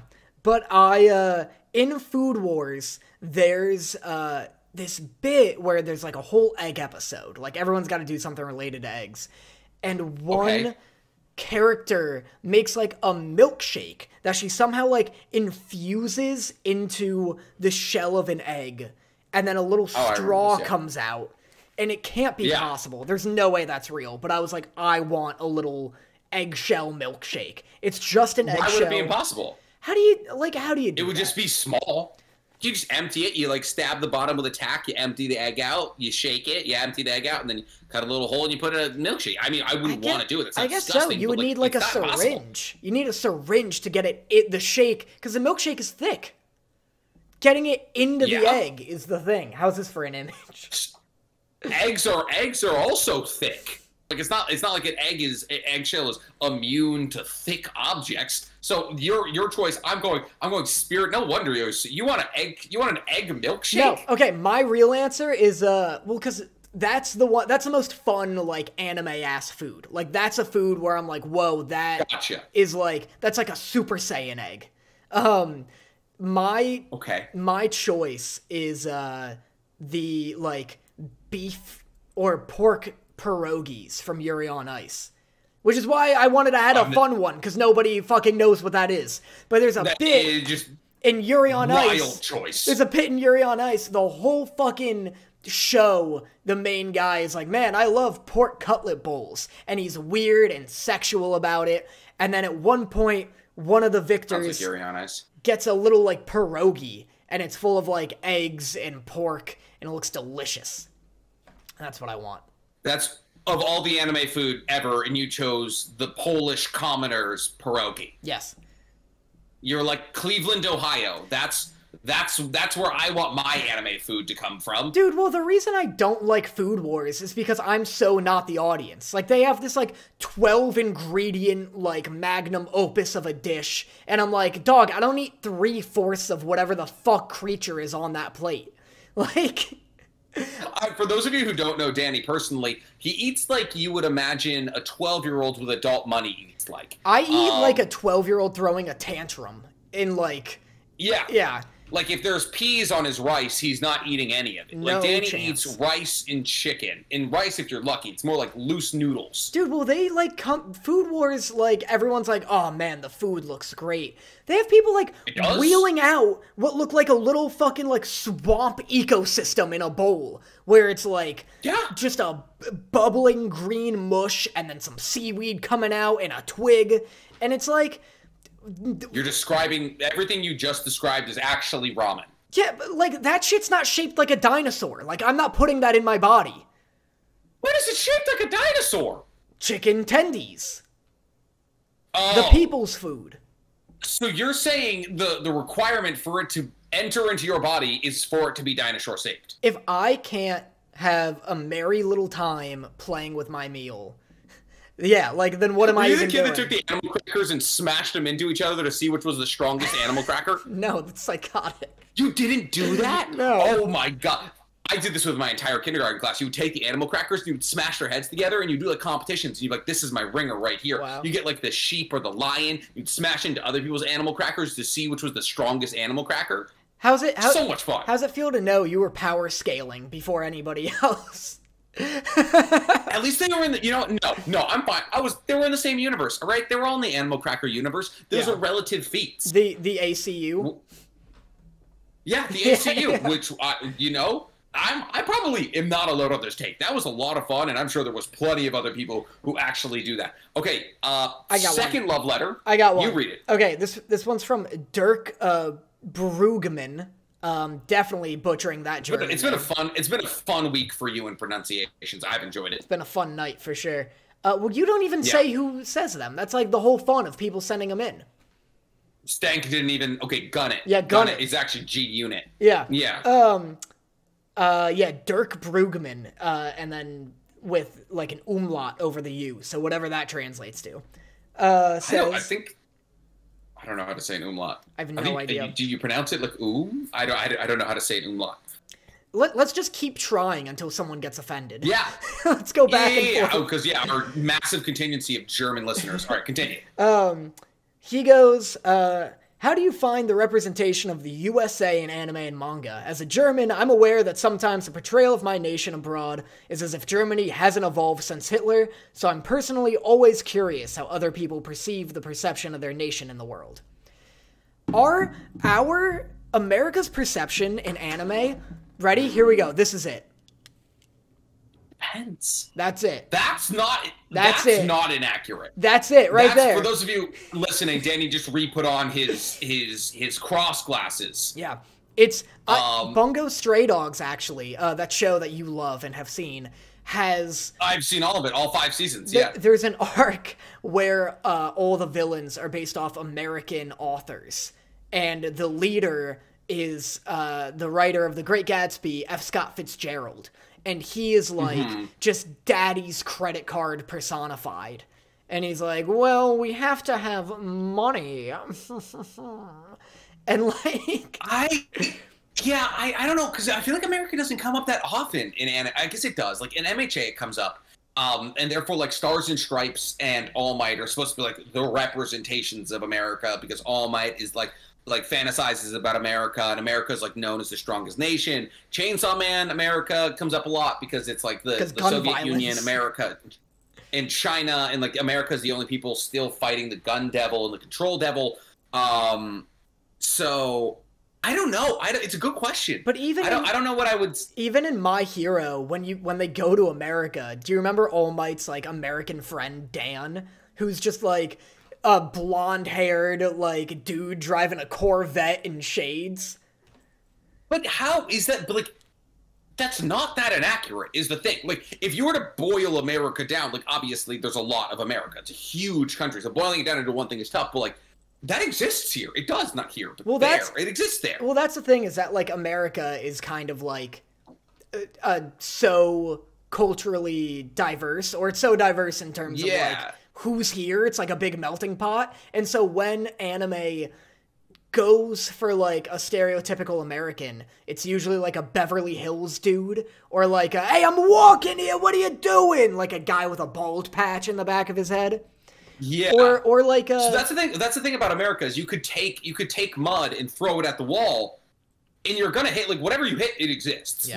Like there's so much culture in America that, like, and they're also massively different that, like, if you do the Hollywood Hills or you do the New York like hair salon Italian, or, you know, like, there's so many different people because it's such a big country that, like, I feel like it gets boiled down into being, like, guns and freedom, but, like, that's also a huge contingency in America. So, like, yeah. So I don't mind it. That's not wrong, but, like, you can't, there's no way you could create an American and it would be a perfect representation of all of America, because it's unrepresentable. Like, if you did, it would be boring, because it would just be, like, well, that's also... You could also argue you can't do that with any country, because then that's just literally a stereotype. Like, that's just what stereotyping is. So I guess they're just... Fair. Yeah, so that's what, like... Yeah, I don't mind it. It is always fun. Look at us backwards walking into moving against stereotypes. Look at us absolutely, like, accidentally laying up into being woke. Wow. Look, you know what? You know what? All representations bad. Yeah. Countries, take them out. We don't need them. But no, I don't believe in borders. I think it's fun when, like, an American shows up in an anime and it's just like a, hey man, like, check out my credit card kind of dude. It's like very clearly a Japanese person speaking English too, and it's like, you're like, yes, good, I love perfect. I don't know why we couldn't have got an English voice actor. Like, it's not like there's no English voice actors in Japan. Yeah. Like, it's always just like a Japanese dude struggling with English, and it's hilarious. Yeah, it's like JoJo's. It happens in Bleach sometimes. It's great. Yeah, it also just like you said, it like rarely happens. So like, why would it bother me? Like, I could see if you're, like, of a different nationality and your country keeps being brought up in media as this one stereotype, like, that would be so frustrating. Yeah. But it, like, never happens. Yeah, and, like, especially, like, in Germany, where, yes, it's... the 99% of people are not Nazis, you know? So, like, that's obviously, like, you see that, and you're like, okay, like, not, like, even those who, like, were sympathizers to it are dead now. So, like, that would be aggravating, for sure. Because it does happen in JoJo's. Like, the one German character is, like, literally a Nazi, but, like, also kind of a cool guy. It's a weird... He's a weird character. Yeah. Like, he's an important character who's, like, on their side in the first two parts, but also very actively a Nazi. So it's very... So, like, seeing that, like, that over and over again is aggravating. But, yeah, no, it's a good question. And that's all we have for this week, ladies and gentlemen. Thank you for sticking with us through this Tokyo special. I'm sorry I've been gone. Hopefully I can figure out my audio and camera stuff better for the next part. That's like my family vacation. This is kind of like my camera. This is the workish bit here when I spend a little time in Tokyo. But thank you. I've been Nick, also known as NC Hammer 23. Per usual, guys, if you've got any questions, you want to be included in the love letters, you want to hear our beautiful little opinions on what you have to ask us about, email us at otakusanonymouspodcast@gmail.com or otakusanon on Twitter. Shoot us a DM. Just tweet at us, and our beautiful little editor Stank will compile them and send them to us. Yeah, and I've been Danny Motta. I never have anything to say after all that, because Nick does the whole spiel. Yeah, that's right. Yeah. This is my second podcast, so I am practiced. Yeah, you're ready to Shout go. out to the Weeb Weekly. I think it's still running, and if it is, you guys should go listen to them. They're also great. So yeah, thanks everyone. Appreciate you being here, and I love you. Mwah. Adios.